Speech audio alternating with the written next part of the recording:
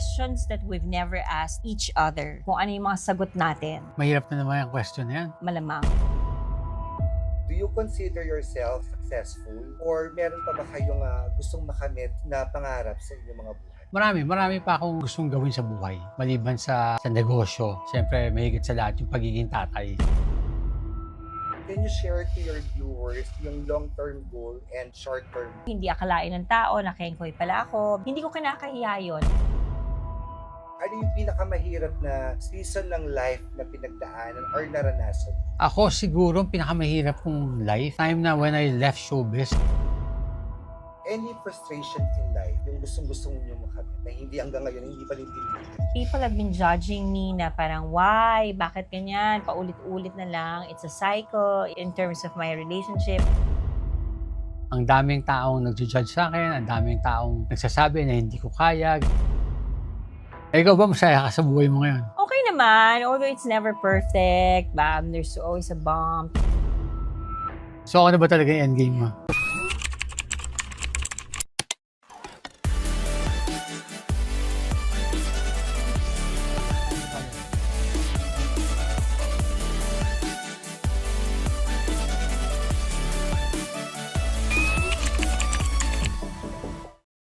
Hi guys! Welcome to my YouTube channel. I'm One Week Bondok. And syempre may special guest ulit ako. Ang aking han, si Psycho Melendez. Hi everyone! And currently, nandito kami sa Sea and River View Resort here in Morong, Bataan. Maraming salamat po doon sa kaibigan mo, Yeah. si Sir Michael Arce, for letting us shoot our MTV or vlogs here. Napakaganda po dito at ang napakabait ng mga tao here. Michael Arce, maraming salamat for accommodating us here. Yeah. And syempre, doon sa mga libreng pagkain, Oo. maraming salamat. Talaga sinolder niya lahat. I love Yeah. the Filipino food which was prepared by Chef Martin and then requested for iced coffee na wala sa menu nila. Ginawan talaga nilang paraan at yung paggawa nilang paraan napakasarap. Kaya Chef Martin, maraming salamat po at spoiled po kami dito sa inyong Yes. restaurant po na napakasarap po. Salamat! So let's go! Questions that we've never asked each other. Kung ano yung mga sagot natin. Mahirap na naman yung question na yan. Malamang mahirapan sila na sa encyclopedia and never been asked in the history of YouTube channel. So number 1, do you consider yourself successful? Or meron pa ba kayong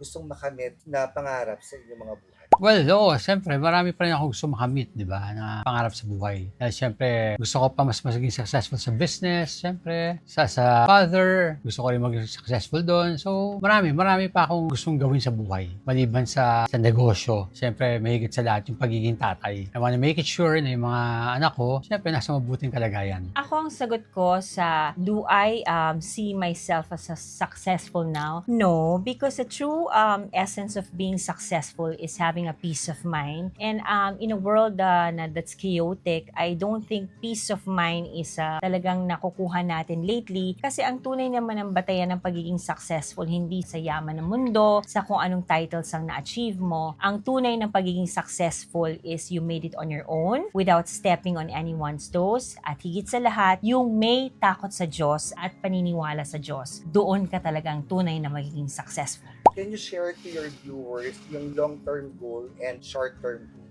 Okay, long-term goal, syempre as a public servant, I plan to serve my district in my best of capacity as a public servant. And syempre sa pamilya ko na mas magiging mas maayos pa akong provider because from day one naman, I've always been the breadwinner. And hindi ko kinakahiya yun. Proud pa nga ako bilang isang breadwinner kasi nobody can credit my success now as a breadwinner kundi yung sarili ko through hard work. And I'm thankful dahil yung pamilya ko talagang napaka-appreciative at mapagmahal, lalong-lalo na ang nanay ko, si Mami Elsie. Yung shorter goal ko, maging successful pa ang YouTube channel namin respectively kasi dito sa YouTube channel namin napapakita yung other side namin. Like ako, hindi akalain ng tao na kengkoy pala ako because people sees me as a dramatic actress, serious actress. When you say public servant, parang napaka-serious, parang laging hindi nakakatawa. But through this channel, through One Week's channel, nakikita nila yung other side ko. So sana nawa maging successful pa pareho pareho yung YouTube channel namin sa inyong suporta. Yes, yun din ang goal ko ngayon. Maging successful yung channel na to. Mas marami kami ma-empower. Lalo-lalo na yung mga taong wala ng pag-asa sa pagmamahal. Meron para sa inyo, matutulong kayo mag-intay. Maging patient lang kayo and huwag kayo maging bitter. Kasi meron talaga. Lahat tayo mahal ng Diyos. So in time, darating rin yan. Maghintay lang kayo. Tama! So next question. What can you say about the people in their 30s and 40s? I think the new 50 now is, the new 30s now is the new 50. Meaning to say, nag-evolve na ang mga tao in terms of the physical change. They're more sensitive, they're more careful about their health, na at the age of 30, mas inaalagaan na nila yung health nila. And sa 40s, ganun din. Kasi it sounds cliche, but I always believe that, true wealth is health. Tama ka dun. Yes. So ngayon talaga, kailangan talaga pag-ingatan natin ang health kasi kung walang health, hindi natin magagawa lahat ng mga gusto natin, lahat ng mga pangarap natin sa buhay. Make sure na talagang kailangan talaga healthy kayo lagi. So dun din, naniniwala rin ako na true wealth is health. So dapat pang-ingatan natin ang ating health. Ano yung pinakamahirap na season ng life na pinagdaanan or naranasan? Ako siguro, pinakamahirap kong life, time na when I left showbiz, kasi start ako na sariling business. Siyempre, marami rin naman ups and downs, di ba, na nangyari. Pero, siyempre, di ba, kahit ilang failures ang abutin mo, you should never give up. You should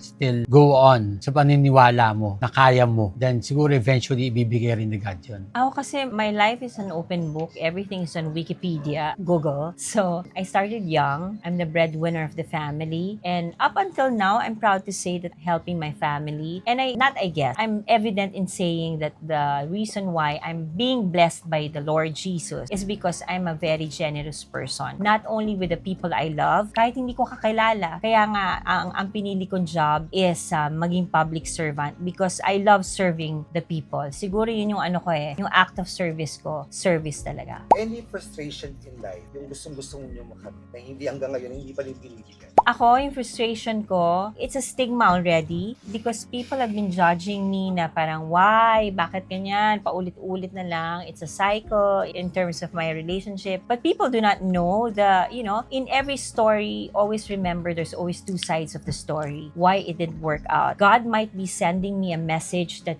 things didn't work out the way I wanted to be is because it's for my own good. Mas napaganda at mapapaganda ang buhay ko, which is truly is happening right now. I've been very blessed to be surrounded with people with kind heart, people who believes in me, not only with what I can give, because ang wealth naman sa buhay natin, hindi ang kayamanan kung gaano kakapal ang laman ng bulsa mo. Ang true wealth is yung kagandahan ng puso mo. So, ang frustration ko hanggang ngayon, hindi pa rin mawawala ang judgment ng tao sa akin. So, ako, I don't care about how you judge me because in the eyes of God, He is the only one who can judge me. Isa rin sa mga frustrations sa buhay ko. Ang daming taong nag-judge sa akin, ang daming taong nagsasabi na hindi ko kaya, ganyan-ganyan. Pero ginagawa ko to para patunayan sa kanila na kaya ko. So kahit ano man nasabihin ng tao, I don't care. Basta ako, I'll just do what I'm doing. And eventually, be successful sa lahat. Sa love life, sa kids, sa business. So yun yung sa akin. Usong-uso ngayon nagre-reset ng life. If bibigyan ka ng pagkakataon na mag-reset from birth again, saan mo pipiliin ipanganak at sinong parents ang pipiliin?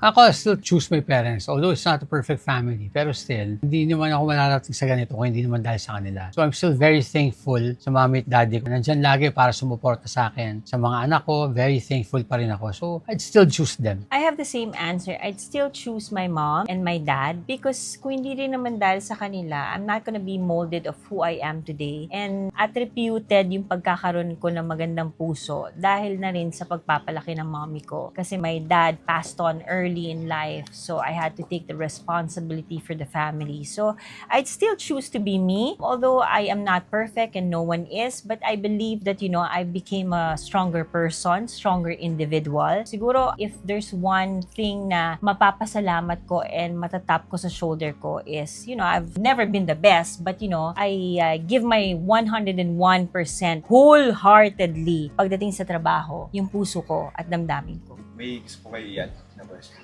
Ikaw, may gusto ka? Anong gusto mong question na i-add? Things that you've never asked. You?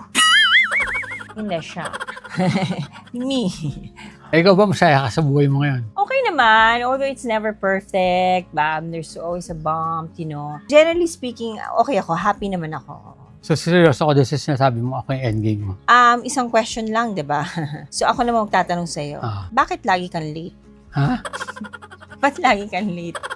Ano, late, di naman ako nalilate. Ha? Bakit late ka nagising ngayon? Siyempre, hindi ako nakatulog kagabi. Hindi, diba? kinuwento ko na sa kanila kung bakit. Nga. Kasi 48 years old na po siya. Nag-jet ski po siya. Nag-SSF pa siya doon. So after noon, natanggal pa yung Ano? anong tawag doon? Handlebar. Oh, handlebar. So syempre, di ba, 48 years old na siya, nilulusong niya pa yung alon. So ang ending, masakit yung katawan niya. Kaya hindi siya nakagising ng on time.